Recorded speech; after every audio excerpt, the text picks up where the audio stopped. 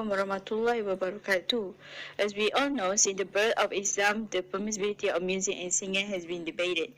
Not only the lawful nor of the performer but also of the audience was discussed. Besides that, the confusion regarding the status of entertainment persists to the present day in many Muslim minds. The centuries of controversy among Muslim scholars on lawful or forbidden entertainment in Islam has contributed to the present state of confusion among Muslim masses. This issue has never been settled conclusively due to the different agreements held by the so-called conservative. Understand the Islamic fundamentalist views on art and entertainment. We cannot solely rely on the opinion of Muslim scholars of the 11th or 17th century, but should also look into recent religious opinion leaders. For the conclusion, the challenge facing contemporary Muslim society is not only that it's disparaging corruptive entertainments, but also of ensuring that Islamic alternative entertainment are available to the Muslim masses. Some effort have been done by concerned parties, for example through the establishment of Nasheed song in Malaysia and the development of films and other Islamic aesthetic products in Iran. Based on that, the fact to be the acknowledged is that to produce Islamic entertainment product, a high degree of commitment and professionalism are required. Question 1 is, why is the Islam forbid music?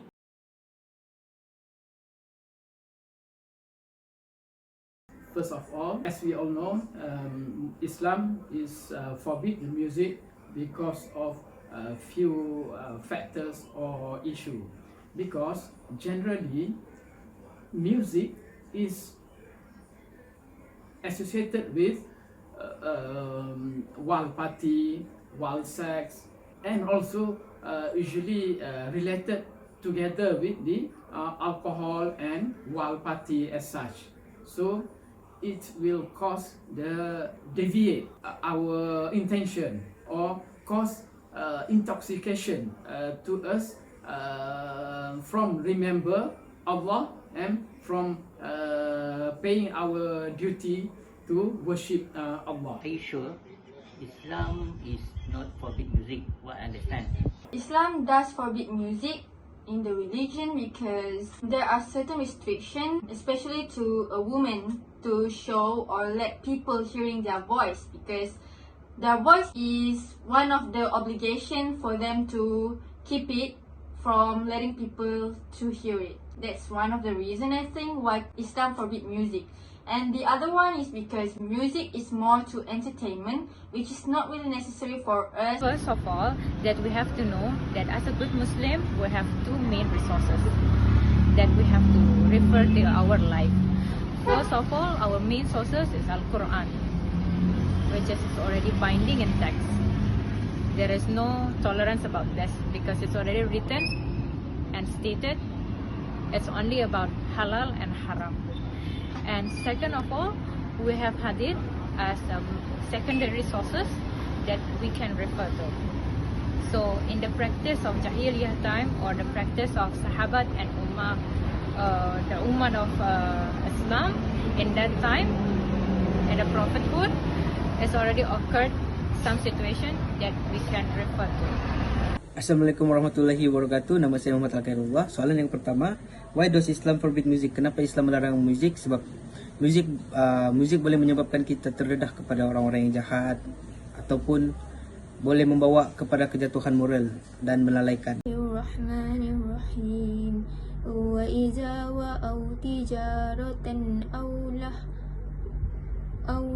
wan faddu ilaiha wa tarakuka qa'ima kul ma indallahi khairum minallahi wa minal tijarah wallahu khairur razikin.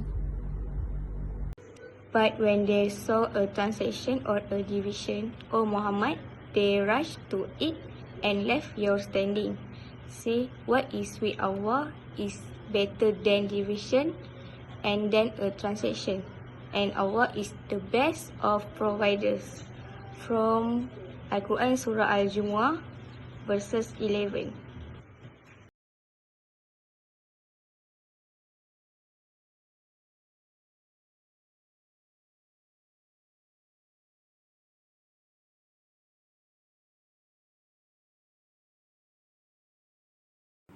Question 2. Is it true the music can cause the intoxication in the past? Yes, as I said earlier, music usually come together in the past. Music usually come together with the dancing, with the filthy song, and with the social mix, while mixing with men and women, and also with together with alcohol. This will lead us to forget our own responsible as a Muslim people, where we need to worship Allah. With this kind of package, then it will cause we forgot our duty to worship Allah, and this will cause even the community also will become spoiled. Yeah, maybe because the young guy normally they use music in the pub and drink a lot, supplement with drug and whatever together with music. But in Muslim also they have nasheed, all for da'wah. They use music for da'wah. That's what I understand about music in Muslim. To me, music can cause intoxication during the past because music can make us be neglecting or being careless about our religious obligations sometimes if we are really into it. Like, we're serving music more than doing our necessary thingy or religious obligations such as doing a prayer, reciting Al-Quran, and so on. As a human being, we choose to do more entertainment than to be a good person, like doing the obligation for our religious. Hi, I would like to give my first line. Okay, to be highlighted, firstly, that Islam has two main sources that as a referral of Muslims. First, main sources is like, first, we have Al-Quran as a main sources. It's already stated that mostly the haram one is like, Inna Allaha haram al-riba wal-maisir wal-gharar. And also another thing like pork and anything contains the element of haram. That's obviously haram in primary sources, which is Quran. However, in hadith, like as the secondary sources, whereby Prophethood Sallallahu Alaihi Wasallam already practiced that in Jahiliyah time, mostly the practice that already occurred in that time could be as our reference. If we refer to Riwayat Al-Abu Dawud, it stated that Inna Allaha hayrul alaykumul khamar wal zina wal khubs. It means that everything contained in khamar, zina, and as well as percussions or any instrument related to percussions are stated as haram in a hukum. Then it could be concluded that everything leads into event of percussion, it could be turned into haram. However, many jurists already have opposed many tafsir stated that actually percussion in Jahiliyah time normally contain like dancing on stage.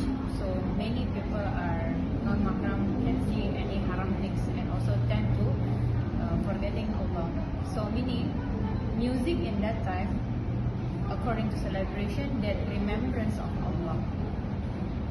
So anything that could be forgetting the existence of Allah Subhanahu wa Ta'ala, it means tend into haram in element and also substance.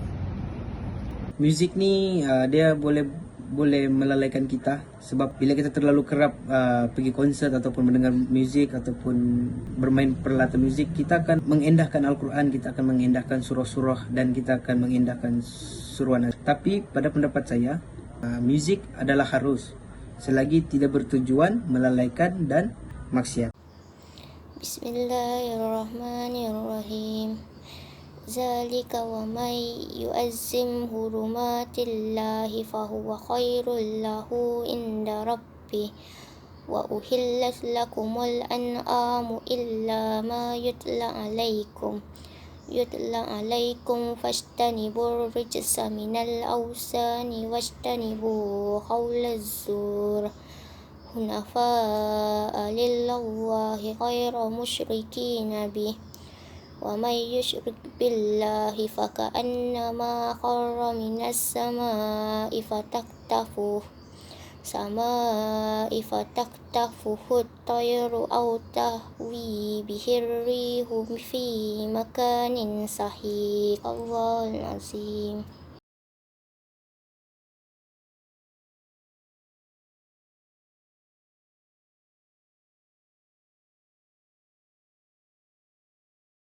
Then has been commanded, and whoever honors the sacred ordinance of Allah, it is best for him in the sight of his Lord, and permitted to you are the grazing livestock, except what is recited to you, so avoid the uncleanness of idols and avoid false statement, inclining only to Allah, not associating anything with Him.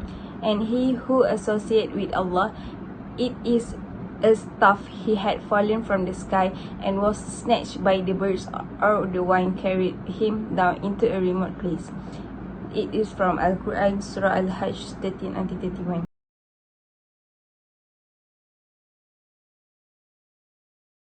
Assalamualaikum and hi, my name is Siti Nofatira binti Zulkifli, and I am here to talk about the conclusion Islam and entertainment. Muslim jurists generally hold the view that entertainment has a place in Islam. It is necessary in order to relax the body and refresh the mind.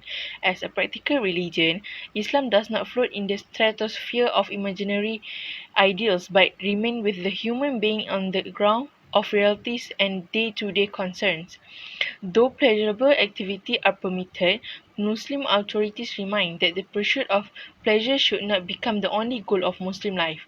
It is assumed that some Muslims, because of over-addiction to aesthetic pleasures, may overlook religious obligation. Furthermore, they argue that there is no value in entertainment if its performers have no morals, if their dress is near to nudity, and if all they do on stage and on television screen is to hug one another. So, the conclusion is the challenge facing contemporary Muslim society is not only that of disparaging corruptive entertainments, but also of ensuring that Islam alternative entertainments are available to the Muslim masses. Some effort have been done by concerned parties. That the fact to be acknowledged is that to produce Islamic entertainment products, a high degree of commitment and professionalism are required.